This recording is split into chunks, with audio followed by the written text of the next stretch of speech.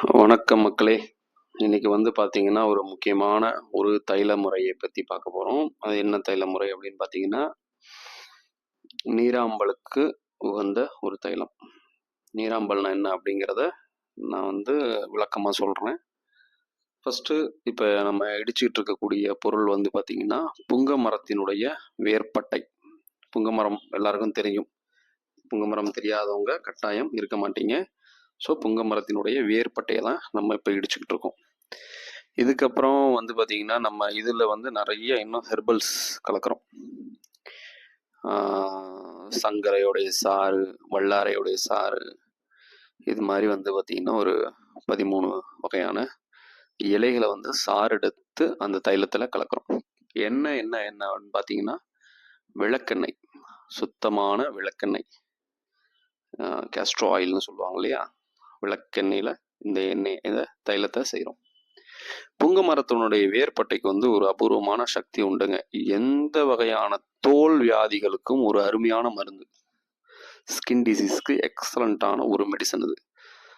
இது கூட இன்னும் சில மூலிகைகள்லாம் சேர்றப்ப அது ரொம்ப வீரியமடையுது. வீரியமடைஞ்சு பல நோய்களுக்கு மருந்தா மாறுது.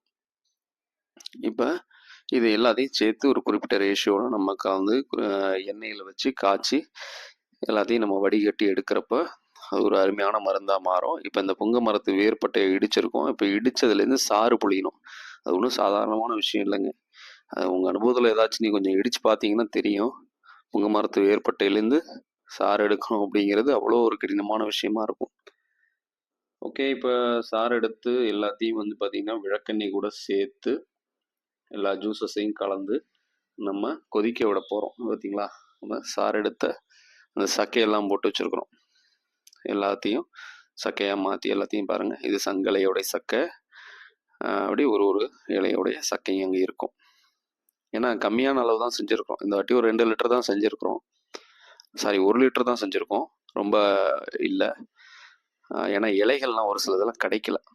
இப்போ எல்லாத்தையும் கலந்து நம்ம ஜூஸஸ் பண்ணி பாருங்கள் எந்த அளவுக்கு ட்ரையாக எடுத்திருக்கோம் பாருங்கள். இதுக்கப்புறம் எல்லாத்தையும் அந்த விளக்கெண்ணெயோடு கலந்து தைலத்தை இறக்குறோம்.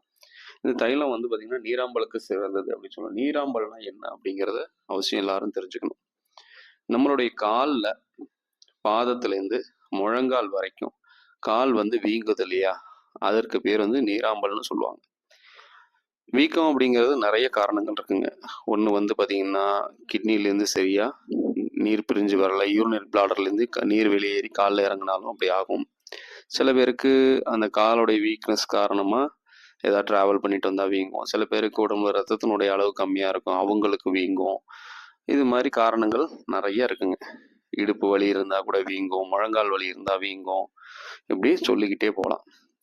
நீராம்பலில் வரக்கூடிய வீக்கம் என்ன அப்படின்னு பார்த்தீங்கன்னா, காலில் உப்பு நீர் சுரந்து கால் கொஞ்சம் கொஞ்சமாக கருக்க ஆரம்பிக்கும், கருத்து போகும். நரம்புகள் அந்த கால்லெல்லாம் பார்த்தீங்கன்னா கருப்பு அல்லது கருஞ்சிவப்பு அப்படி கலர்கள் தெரிய ஆரம்பிக்கும். அது அப்படியே கால் கொஞ்சம் கொஞ்சமாக வீங்கி லிவரில் உப்பு நீர் சேர்ந்து அந்த உப்பு நீரானால லிவர் கெட்டு போய் மஞ்சக்காமாலை இது மாதிரிலாம் வர்றதுக்கான வாய்ப்புகள் உண்டுங்க.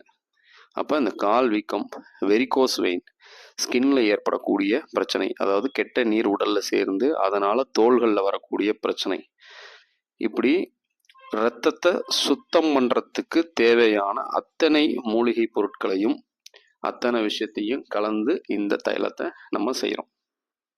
ஸோ இது பிளட்டை பியூரிஃபை பண்ணி அங்கே இருக்கக்கூடிய தேவையில்லாத கழிவுகள்லாம் உடல்லேருந்து அகற்றி உடலை கிளீனாக வச்சுக்கிறதுக்கு, சுத்தம் பண்ணுறதுக்கு இது ஒரு அருமையான ஒரு மருந்து முறை. ரொம்ப சூப்பராக எக்ஸலண்ட்டாக இருக்குங்க. நான் இப்போ ரீசெண்டாக நிறையா கொடுத்து பார்த்துருக்குறேன். அருமையான ரிசல்ட்ஸ், ரொம்ப நல்லாயிருக்கு.